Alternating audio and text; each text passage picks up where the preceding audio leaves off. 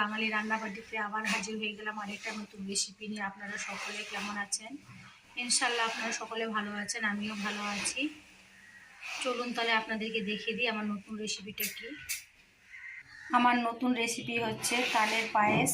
আজকে আপনাদের সঙ্গে, এর আগে আমি তালের বড়া দেখিয়েছি, আজকে আপনাদের সঙ্গে আমি নতুন রেসিপি নিয়ে হাজির হলাম তালের পায়েস। তালের পায়েসটা আপনাদেরকে দেখাবো কিভাবে আমি রান্না করছি আর কতটা সুস্বাদু হয়। এটা আমি গোবিন্দভোগ চাল, এটা আমি মিক্সারে একটু গুঁড়ো করে নিয়েছি, ফিন্নির মতো, ফিন্নি যেভাবে তৈরি করি আমরা সেভাবে 1 কাপ চালকে আমি গুঁড়ো করে নিয়েছি। আর আমার লাগছে ছোটো এলাচ, বড় এলাচ, তেজপাতা, চিনি, তালের পাল্প লাগছে, আর লাগছে নারকেল কুড়ুনো, আর লাগছে গরুর দুধ। গরুর দুধ লাগবে পায়েস বানাতে। আপনারা তো অনেকে অনেকভাবে বানিয়ে খেয়েছেন পায়েস, খুব সুস্বাদু পায়েস খেয়েছেন। একবার এইভাবে বানিয়ে দেখবেন, তালের পায়েস খুব ভালো লাগবে। অনেকে হয়তো জানেন না যে আবার তালের পায়েস খাওয়া যায়, এই জন্য আমি আপনাদেরকে এই রেসিপিটা দেখাচ্ছি, যে আপনারা দেখবেন, দেখে অনেকে রান্না করতে শিখে নেবেন, আবার বাড়িতে তৈরি করতে পারবেন। অনেকে হয়তো চমকে যাবে আবার তালের কি করে পায়েস হয়। দেখুন তাহলে পুরো ভিডিওটা দেখুন, স্কিপ করবেন না, স্কিপ করলে কিন্তু অনেক কিছু মিস করে ফেলবেন। আর হ্যাঁ, কে কোথা থেকে আমার চ্যানেলটা দেখছেন প্লিজ আমার চ্যানেলটা সাবস্ক্রাইব করবেন, লাইক করবেন, কমেন্ট করবেন। আর আমার নতুন নতুন রেসিপি সবার আগে পেতে গেলে বেল আইকনটা ক্লিক করে দেবেন, নোটিফিকেশনগুলো সবার আগে আপনাদের মোবাইলে পৌঁছে যাবে। এই যে আমি মশলাটা দিয়ে দিলাম দুধের মধ্যে, দুধটা ফুটে আসবে তখন আমি চালটা দেব। আমি 1.5 কিলো গরুর দুধ নিয়েছি। দুধটা ফুটে আসলে আমি চালটা এর মধ্যে দিয়ে দেব।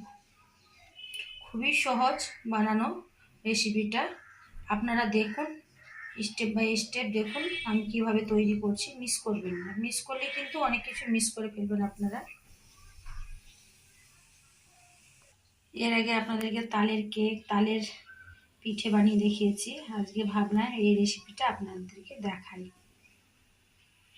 আর কেমন লাগছে আমার রেসিপিটা প্লিজ আপনারা আমাকে কমেন্ট করে জানাবেন।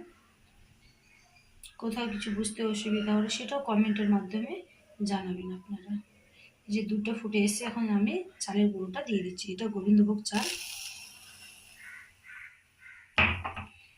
এখন এটা আবার কন্টিনিউ নাড়তে থাকতে হবে, যেন হাঁড়ির তলায় বসে না যায় চালটা। যেহেতু এটা গুঁড়ো চাল, বসে যাওয়ার সম্ভাবনা থাকে, কন্টিনিউ নাড়তে থাকতে হবে।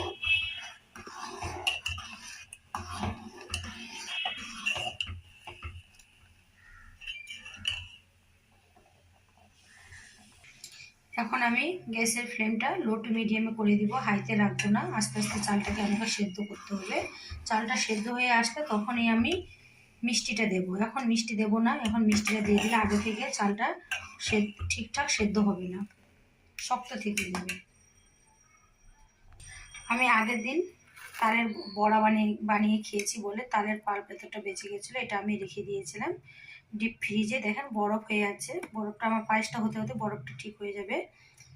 এটা আমি বড়া বানিয়ে খেয়েছিলাম। আর এই তালটা আমি আগে থেকে জাল দিয়ে রেখেছিলাম।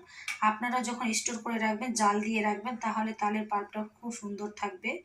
জাল না দিলে ওটা নষ্ট হয়ে যেতে চাইবে। জাল দিয়ে রাখলে টেস্টটা এবং গন্ধটা খুব ভালো থাকবে। এই যে দেখেন চালটা সেদ্ধ হয়েছে, সেদ্ধ হয়ে গেছে। এখন আমি চিনিটা দিয়ে দেবো, গাঢ় হয়ে এসছে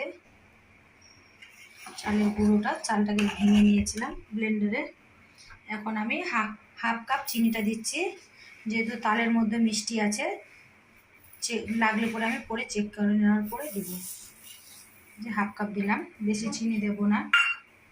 আগে থেকে অনেকটা মিষ্টি দিয়ে দিলে তখন বেশি মিষ্টি হয়ে গেলে খেতে ভালো লাগবে না। স্বাদটাকে ব্যালেন্স করার জন্য আমি 1 চিমটি লবণ দিব। এই যে 1 চিমটি লবণ দিচ্ছি আমি।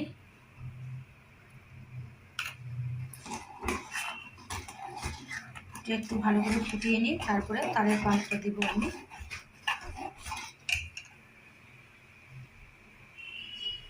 এই যে আমি তালের পাল্পটা এখন পায়েসে দিয়ে দেবো। পায়েসটা আমার হয়ে এসছে। এই যে আমি দিয়ে দিচ্ছি। কতটা ঘন আছে আপনারা দেখলে বুঝতে পারবেন। আস্তে আস্তে করে এটা আমি মিক্সড করি। আমি পুরোটাই দিয়ে দিব, তাহলে খেতে খুবই সুস্বাদু হবে। পুরোটা আমি ঢেলে দিচ্ছি।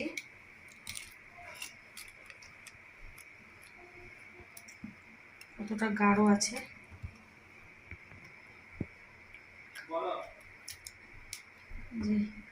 ওটাও আমি ঢেলে দেবো। এটা মিক্সড করে নিই আগে।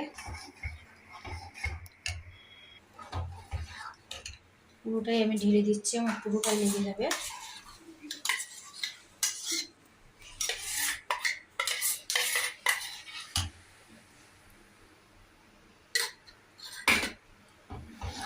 ভালোভাবে এটা মিক্সড করে নিই।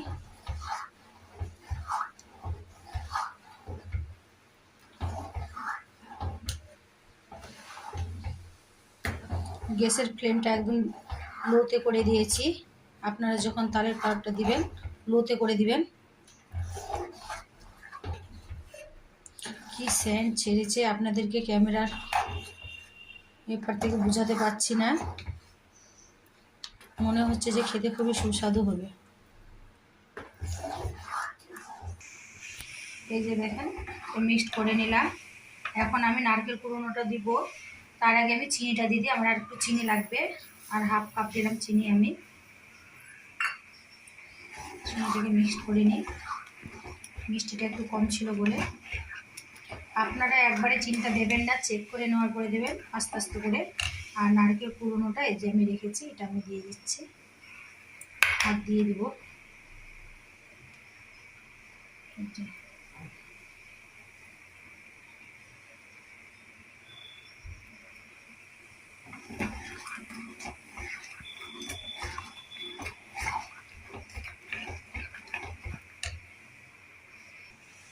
এই যে দেখেন পায়েস আমার একদম কমপ্লিট। আর কতটা গাঢ় হয়েছে, ঠান্ডা হয়ে আসলে আরও অনেকটা গাঢ় হয়ে যাবে। আর খুবই সুস্বাদু হয়েছে, আমি চেক করলাম। ঠান্ডা হয়ে আসলে আপনাদের যেটা আমি পরিবেশন করে দেখাচ্ছি তালের পায়েস। এই যে দেখেন তালের পায়েসটা আমার ঠান্ডা হয়ে গেছে। এখন আপনাদেরকে আমি পরিবেশন করে দেখাচ্ছি। কত সুন্দর লাগছে, আর খেতেও কিন্তু দারুণ হয়েছে। আপনারা একবার ট্রাই করে দেখতেই পারেন। আর আমার রেসিপিটা ভালো লাগলে প্লিজ প্লিজ আপনারা আমার চ্যানেলটা সাবস্ক্রাইব করবেন, লাইক করবেন, কমেন্ট করবেন। আর কে কোথা থেকে আমার ভিডিওগুলো দেখছেন প্লিজ আপনারা আমাকে কমেন্ট করে জানাবেন, তাহলে আমি আপনাদেরকে ধন্যবাদ জানাতে পারবো। খুবই ইজি প্রসেসে আপনাদেরকে দেখালাম দারুণ স্বাদের তালের পায়েস। আপনারা তো তালের বিভিন্ন রেসিপি বানিয়ে খেয়েছেন, একবার এইভাবে বানিয়ে দেখবেন, খুব ভালো লাগবে। ধন্যবাদ।